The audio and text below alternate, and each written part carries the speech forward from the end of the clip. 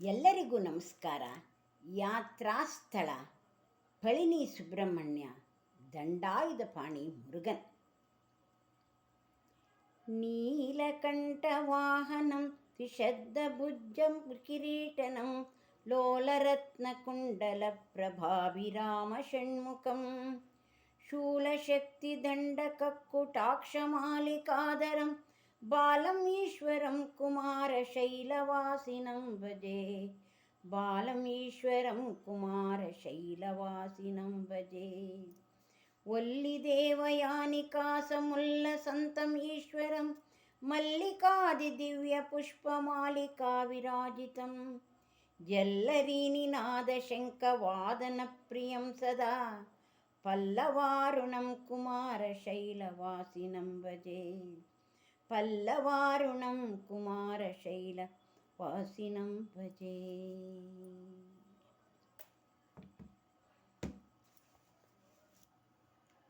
ಪಳನಿ ಕ್ಷೇತ್ರ ದಂಡಾಯುಧಪಾಣಿ ಸುಬ್ರಹ್ಮಣ್ಯ ಮುರುಗನ್. ಸಾಮಾನ್ಯವಾಗಿ ದೇವರ ಮೂರ್ತಿಗಳನ್ನು ಸಾಲಿಗ್ರಾಮದ ಶಿಲೆಯಿಂದಲೋ ಪಂಚಲೋಹಗಳಿಂದಲೋ ಅಥವಾ ಗ್ರಾನೈಟ್ಗಳಿಂದಲೋ ನಿರ್ಮಿಸಲಾಗುತ್ತದೆ. ಆದರೆ ಈಗ ನೋಡುವ ವಿಗ್ರಹಕ್ಕೆ 9 ಬಗೆಯ ವಿಷದಿಂದ ಆದ ತಂದೂರಾದ ವಿಗ್ರಹವನ್ನು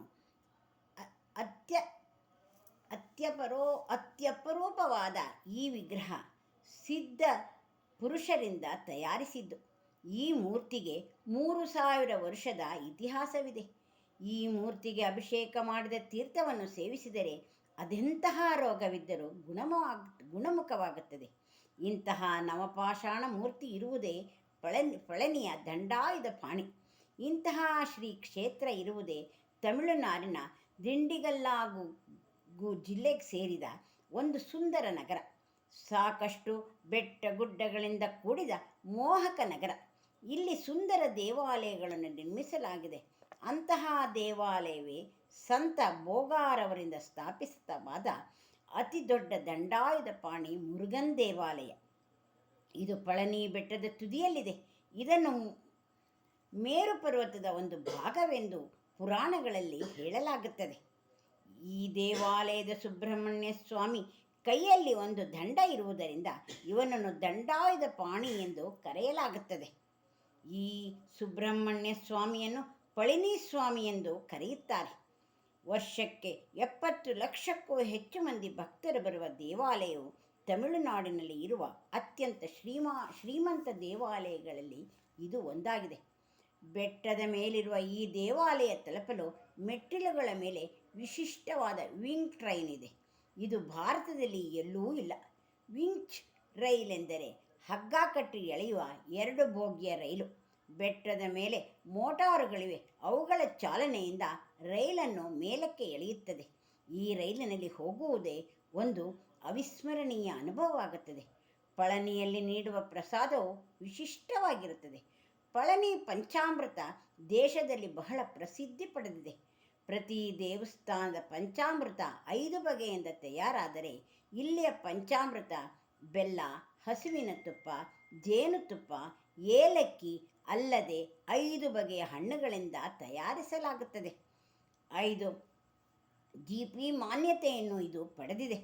ಪುರಾಣದ ಪ್ರಕಾರ ಒಮ್ಮೆ ನಾರದರು ಉಮಾಮಹೇಶ್ವರನನ್ನು ನೋಡಲು ಕೈಲಾಸಕ್ಕೆ ಬಂದಾಗ ಹಣ್ಣೊಂದನ್ನು ತಂದಿರುತ್ತಾರೆ. ಅದು ಸಾಧಾರಣ ಫಲವಾಗಿರದೆ ಅದರಲ್ಲಿ ಅತ್ಯುನ್ನತ ಜ್ಞಾನ ಅಡಗಿರುತ್ತದೆ. ಜ್ಞಾನವು ಆ ಫಲವನ್ನು ಸಂಪಾದಿಸಿದವರಿಗೆ ಮಾತ್ರ ಸಿಗುತ್ತದೆ. ನಾರದರು ಈ ಹಣ್ಣನ್ನು ಪಾರ್ವತಿಯ ಕೈಯಲ್ಲಿ ಕೊಡುತ್ತಾರೆ. ಮಕ್ಕಳಾದ ಗಣೇಶ, ಸುಬ್ರಹ್ಮಣ್ಯರು ನನಗೆ ಬೇಕು ಎಂದು ಆ ಹಣ್ಣಿಗಾಗಿ ಪಾರ್ವತಿಯ ಹತ್ತಿರಕ್ಕೆ ಓಡಿ ಬರುತ್ತಾರೆ. ಹಠ ಮಾಡುತ್ತಾರೆ. ಆಗ ಪರಮಶಿವನು ಹಣ್ಣು ಒಂದೇ ಇರುವುದರಿಂದ ಮಕ್ಕಳಿಗೆ ಒಂದು ಷರತ್ತನ್ನು ವಿಧಿಸುತ್ತಾನೆ. ಏನೆಂದರೆ, ನಿಮ್ಮಿಬ್ಬರಲ್ಲಿ ಯಾರು ಪ್ರಪಂಚ ಸುತ್ತಿ ಬರುವರೋ ಅವರಿಗೆ ಈ ಹಣ್ಣನ್ನು ನಾನೇ ಕೊಡುತ್ತೇನೆ. ಪ್ರಪಂಚ ಸುತ್ತಿ ಯಾರು ಮೊದಲು ಬರುತ್ತಾರೋ ಅವರಿಗೆ ಈ ಹಣ್ಣು. ಇದನ್ನು ಕೇಳಿದ ಸುಬ್ರಹ್ಮಣ್ಯ ತಕ್ಷಣ ಪೃಥ್ವಿಯ ಕಡೆಗೆ ತನ್ನ ವಾಹನವಾದ ನವಿಲಿನಲ್ಲೇರಿ ಹೊರಡುತ್ತಾನೆ. ಆದರೆ ಸ್ಥೂಲ ದೇಹದ ಗಣಪತಿಯು ಇಲಿಯ ಮೇಲೆ ಸಾಗಿ ಬರುವುದು ಸಾಧ್ಯವಿಲ್ಲೆಂದು ತನ್ನ ಬುದ್ಧಿವಂತಿಕೆಯಿಂದ ತನ್ನ ಪ್ರಪಂಚವನ್ನೇ ಅಡಗಿಸಿಕೊಂಡಿರುವ ಮಾತಾಪಿತರನ್ನೇ ಪ್ರದಕ್ಷಿಣೆ ಹಾಕಿ ತಾನೇ ಸ್ಪರ್ಧೆಯಲ್ಲಿ ಗೆದ್ದೆನೆಂದು ಹೇಳುತ್ತಾನೆ.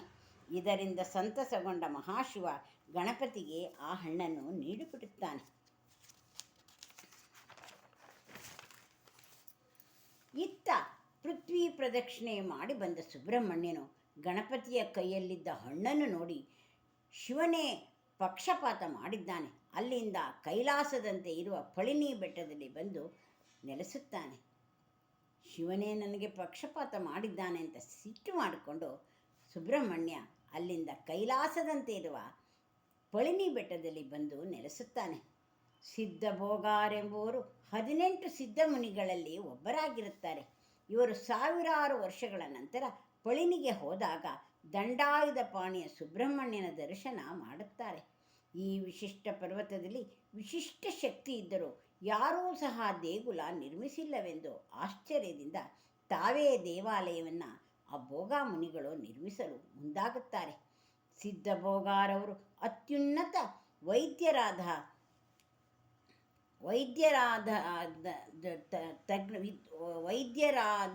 ತಜ್ಞರಾಗಿರುತ್ತಾರೆ. ಈ ಮುರುಗನ ಮೂರ್ತಿ ಸಕಲ ರೋಗಗಳನ್ನು ಪರಿಹರಿಸುವ ಒಂದು ಶಕ್ತಿಯಾಗಬೇಕೆಂದು ನಿಶ್ಚಯಿಸಿ ಈ ಈಟಿಯನ್ನು ಹಿಡಿದಿರುವ ಮುರುಗನ ಮೂರ್ತಿಯನ್ನು ಮೊದಲು 9 ವಿಧದ ವಿಷವನ್ನು ತಯಾರಿಸುತ್ತಾರೆ. ಆ ವಿಷಗಳನ್ನು ಒಂದೊಂದು ಸಾರಿ ಸೇವಿಸಿದರೆ ಕಾರ್ಕೋಟಕ ವಿಷವಾಗುತ್ತದೆ. ಆದರೆ ಸರಿಯಾದ ಪ್ರಮಾಣದಲ್ಲಿ ಮಿಶ್ರಣ ಮಾಡಿದಾಗ ಅತ್ಯುನ್ನತ ಔಷಧವಾಗಿ ಕೆಲಸ ಮಾಡುತ್ತದೆ. 4,000ಕ್ಕೂ ಹೆಚ್ಚು ಸಸ್ಯಗಳಿಂದ ಈ ನವಪಾಷಾಣವನ್ನು ಮಾಡಿ ಇದರಿಂದ ಮುರುಗನ ಸುಂದರ ಮೂರ್ತಿಯನ್ನು ನಿರ್ಮಿಸುತ್ತಾರೆ. ಈ ಮೂರ್ತಿಗೆ ಉಪಯೋಗಿಸಲಾದ ಆಯುರ್ವೇದದ ಸಸ್ಯಗಳು ಯಾವುದೆಂದು ಇಂದಿಗೂ ಯಾರಿಗೂ ತಿಳಿದಿಲ್ಲ. ನಂತರ ಆ ಮೂರ್ತಿಯನ್ನು ಪ್ರತಿಷ್ಠಾಪಿಸುತ್ತಾರೆ. ನಂತರ 4ನೇ ಶತಮಾನದಲ್ಲಿ ಪಾಂಡ್ಯದ ರಾಜರು ಈ ಮೂರ್ತಿಗೆ ದೇವಾಲಯವನ್ನು ಕಟ್ಟುತ್ತಾರೆ. ಇಂದಿಗೂ ಪಳನಿಯಲ್ಲಿ ಸಂತ ಭೋಗಾರವರು 3000 ವರ್ಷ ಹಿಂದೆ ತಯಾರಿಸಿದ ಪಳಿನಿ ಮೂರ್ತಿಗೆ, ನವಪಾಷಾಣ ಮೂರ್ತಿಗೆ ಪೂಜೆ ಪುನಸ್ಕಾರ ನಡೆಯುತ್ತಿದೆ. ಮೂರ್ತಿಗೆ ಹಾಲು, ತೀರ್ಥ, ಪಂಚಾಮೃತ ಅಭಿಷೇಕ, ವಿಭೂತಿ ಸೇವೆಗಳನ್ನು ಮಾಡಲಾಗುತ್ತದೆ. ಮೂಲ ಮೂರ್ತಿಗೆ ಯಾವ ತೊಂದರೆಯೂ ಆಗುವುದಿಲ್ಲ. ಆದರೆ ಅದರಿಂದಲೇ ಔಷಧಿಯ ತೀರ್ಥಗಳು ಜನರಿಗೆ ದೊರಕುತ್ತದೆ. ದೇಶ ವಿದೇಶಗಳಿಂದ ಅನೇಕ ವಿಜ್ಞಾನಿಗಳು ಈ ಮೂರ್ತಿಯ ರಹಸ್ಯ ಭೇದಿಸಲು ಬಂದರೂ ಅವರ ಕೈಗೂ ಸಾಧ್ಯವಾಗಿಲ್ಲ. ಈ ವಿಗ್ರಹ ಪ್ರತಿಷ್ಠಾಪಿಸಿದ ಎಷ್ಟೋ ವರ್ಷಗಳ ಕಾಲ ಸೂರೇ ಇರಲಿಲ್ಲವಂತೆ. ಅದೆಷ್ಟು ಬಿಸಿಲು, ಚಳಿ, ಮಳೆ ಇದ್ದರೂ ಕರಗದ ಈ ವಿಗ್ರಹ ತನ್ನ ವೈಶಿಷ್ಟ್ಯತೆಯನ್ನು ಈಗಲೂ ತೋರಿಸುತ್ತಿದೆ. ಇಲ್ಲಿನ ಅಭಿಷೇಕ ತೀರ್ಥಕ್ಕೆ ಸಾಕಷ್ಟು ಬೇಡಿಕೆ ಇದೆ. ನವಪಾಷಾಣವನ್ನು ಮುಟ್ಟಿದ ನೀರು ಚರ್ಮ ರೋಗಕ್ಕೆ ಪರಿಹಾರವಾಗಿದೆ. ಹಾಗಾಗಿ ಲಕ್ಷಾಂತರ ಭಕ್ತರು ಇಲ್ಲಿಗೆ ಆಗಮಿಸುತ್ತಾರೆ. ಪಳಿನಿ ಹಲವು ದೇವಾಲಯಗಳ ತವರಾಗಿದೆ.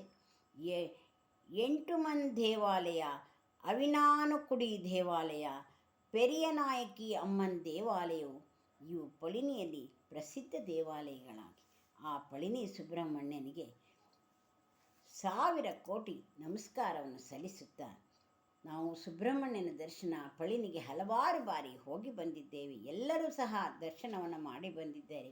ಮತ್ತೆ ಆ ಭಗವಂತನ ದರ್ಶನ ಎಲ್ಲರಿಗೂ ಸಿಗಲೆಂದು ಬೇಡುತ್ತಾ ಆ ಪಳಿನಿ ಸುಬ್ರಹ್ಮಣ್ಯನು ಎಲ್ಲರಿಗೂ ಸುಖ ಸೌಭಾಗ್ಯವನ್ನು ಕೊಟ್ಟು ಕಾಪಾಡಲೆಂದು ಪ್ರಾರ್ಥಿಸುತ್ತೇನೆ.